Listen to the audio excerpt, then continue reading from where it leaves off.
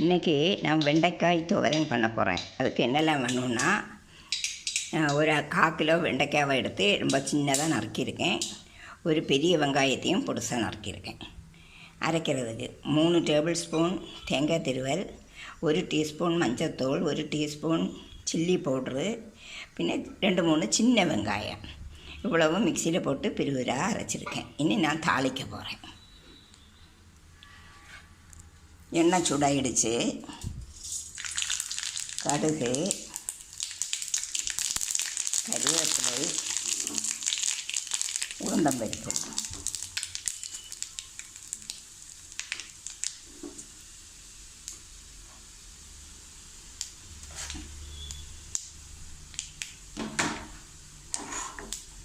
அப்புறமா வெங்காயம் நறுக்கினது,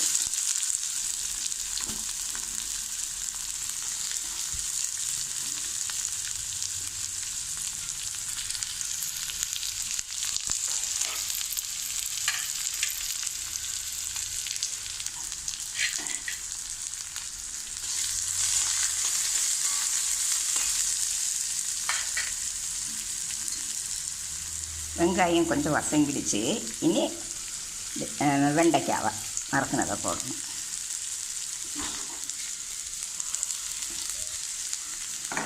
போட்டு நல்லா கிளறி கொடுத்து கொஞ்சம் சால்ட்டும் போட்டு மூடி வச்சு வேக வைக்கணும். வெந்திருக்கும்.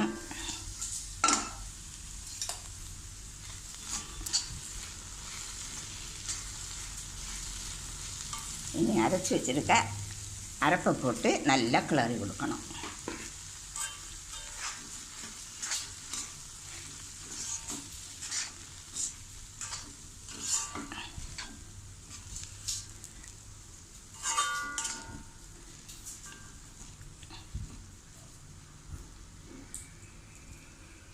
கொஞ்சம் வதங்கினதுக்கப்புறம் ஃப்ளேமை ஆஃப் பண்ணிக்கலாம்.